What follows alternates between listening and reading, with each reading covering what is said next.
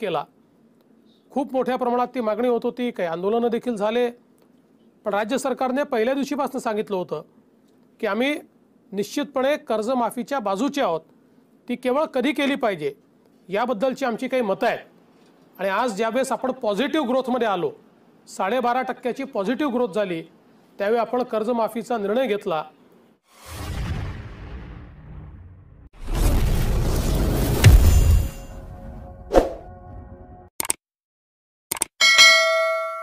विविध प्रकारच्या प्रश्नांवर चर्चा व्हावी, त्या चर्चेतनं आपल्या मनात काय आहे हे आम्हाला समजावं, आम्ही काय योजना करतोय ते आपल्याला समजाव्यात, याकरता या कार्यक्रमाचं आपण नियोजन केलं आहे।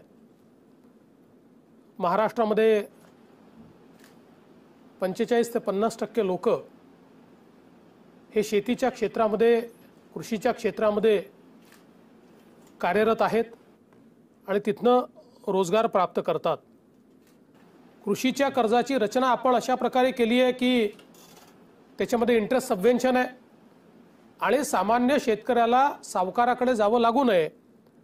पूर्वी हातुसने पैसे घ्यायची व्यवस्था होती, त्याच्याऐवजी संस्थेतनंच पैसे मिळावेत, बँकांमधनं, आपल्या विविध कार्यकारी सोसायट्यांमधनं, अशा प्रकारची व्यवस्था आपण उभी केली।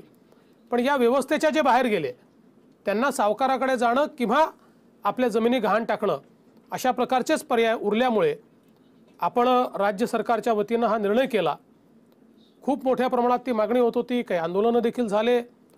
पण राज्य सरकारने पहिल्या दिवशीपासून सांगितलं होतं की आम्ही निश्चितपणे कर्जमाफीच्या बाजूचे आहोत, ती केवळ कधी केली पाहिजे याबद्दलची आमची काही मतं आहेत। आणि आज ज्यावेळेस आपण पॉझिटिव्ह ग्रोथमध्ये आलो, 12.5% पॉझिटिव्ह ग्रोथ झाली, त्यावेळी आपण कर्जमाफीचा निर्णय घेतला आणि छत्रपती शिवाजी महाराज शेतकरी सन्मान योजना घोषित केली। ज्या योजनेच्या अंतर्गत देशातली एक प्रकारची सगळ्यात मोठी ही कर्जमाफीची योजना आपण जाहीर केलेली आहे। आपण जर बघितलं तर यापूर्वी आंध्र प्रदेश असेल, तेलंगणा असेल, कर्नाटक असेल, पंजाब असेल, कोणीही एवढी मोठी योजना केली नाही। पंजाबची योजना 10,000 कोटीची, कर्नाटकची 8,000 कोटीची, तेलंगणाची 10,000 कोटीची, आंध्रची 15,000 कोटीची आणि महाराष्ट्राची योजना ही 34,000 कोटी रुपयाची योजना आपण जाहीर केली आहे। या योजनेच्या अंतर्गत जे विविध थकीत शेतकरी आहेत अनेक वर्षापासून, या सगळ्यांना आपण कर्जमाफी देण्याचा निर्णय केला। त्याच्यामध्ये काही अटी आपण टाकल्या। पहिल्यांदा तर ही कर्जमाफी आपण सरसकट केली, म्हणजे जमिनीची कुठली मर्यादा त्याला ठेवली नाही। अल्पभूधारक असं पहिल्यांदा आपण म्हटलं होतं, पण त्यानंतर शेतकऱ्यांकडून मागणी आल्यानंतर आपण याच्यामध्ये जमिनीची कुठली अट न ठेवता सर्व शेतकरी याला पात्र केले। 1.5 लाखापर्यंतची जी कर्ज होती थकीत, ही पूर्णपणे आपण त्या ठिकाणी रद्द केली आणि ते पैसे सरकारच्या वतीनं जमा करण्याचा निर्णय केला। याच्यामध्ये जवळजवळ 36 लाखपेक्षा जास्त शेतकरी यांचा 7/12 पूर्णपणे कोरा होणार आहे।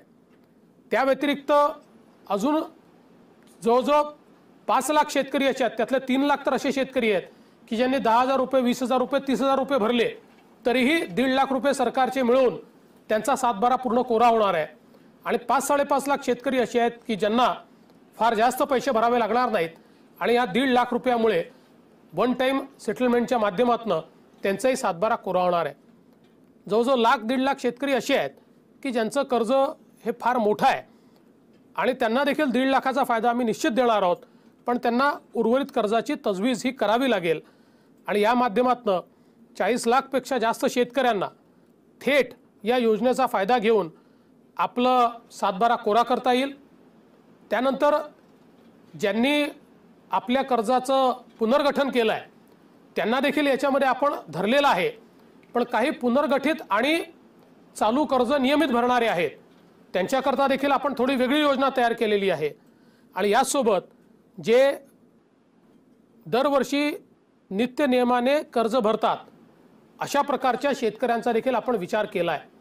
खरं म्हणजे ज्यावेळी मी विधानसभेत बोललो होतो त्याच वेळेस सांगितलं होतं की नियमित कर्ज भरणाऱ्या शेतकऱ्याला असं वाटू नये की आपण नियमित भरलं हे योग्य झालं नाही आणि म्हणून त्यालाही आम्ही काही ना काही योजना देऊ। त्यानुसार 25,000 रुपये आपण त्याला किंवा 25% पण किमान 15,000 रुपये अशा प्रकारची योजना ही त्याच्याकरता देखील आपण आणली आहे आणि एकत्रितपणे 34,000 कोटी रुपयाचा या योजनेचा वित्तीय भार आहे।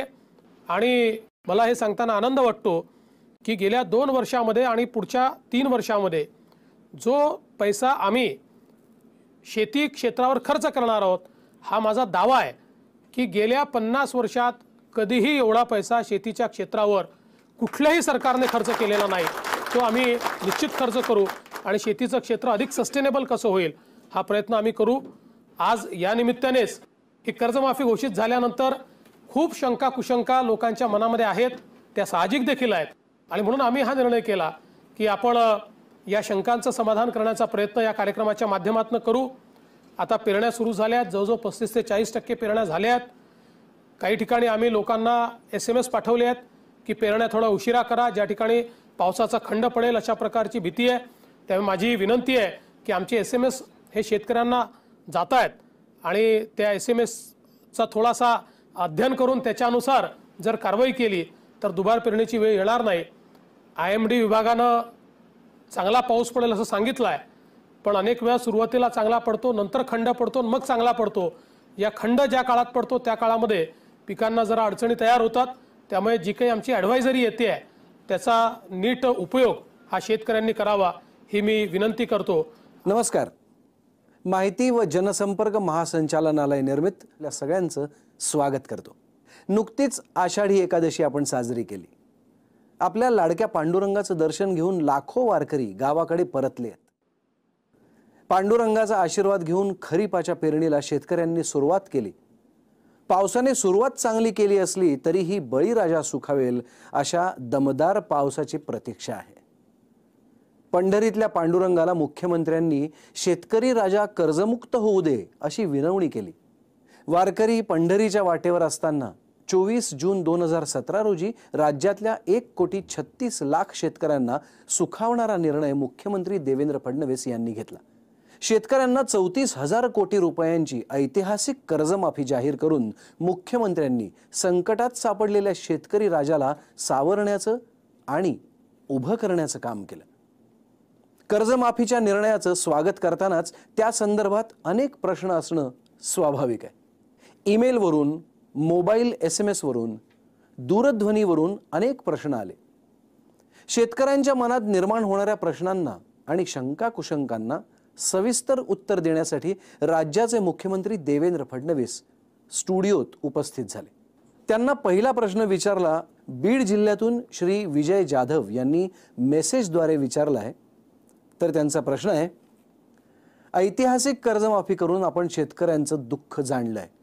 आपण केवळ डिफॉल्टर शेतकऱ्यांचं कर्ज माफ केलं त्याबद्दल आम्हाला कसलाही राग नाही, परंतु ज्या शेतकऱ्यांनी प्रामाणिकपणे परतफेड केली, संस्था जागवल्या, सहकार टिकवला, त्यांच्यावर दरवेळेस अन्याय केला जात आहे। यातून शेतकऱ्यांमध्ये कर्ज बुडवण्याची मानसिकता तयार होत आहे।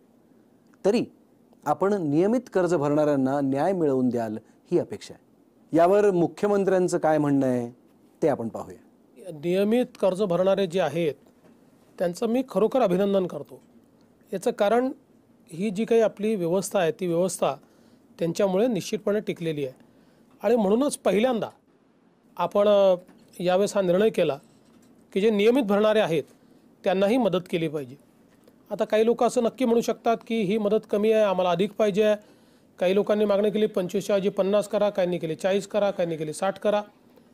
मागणी काही चुकीची नाही आहे, पण प्रश्न एवढाच आहे की शेवटी आपल्या अर्थव्यवस्थेवर किती ताण आपण सहन करू शकतो याचा देखील विचार आपल्याला करावा लागतो।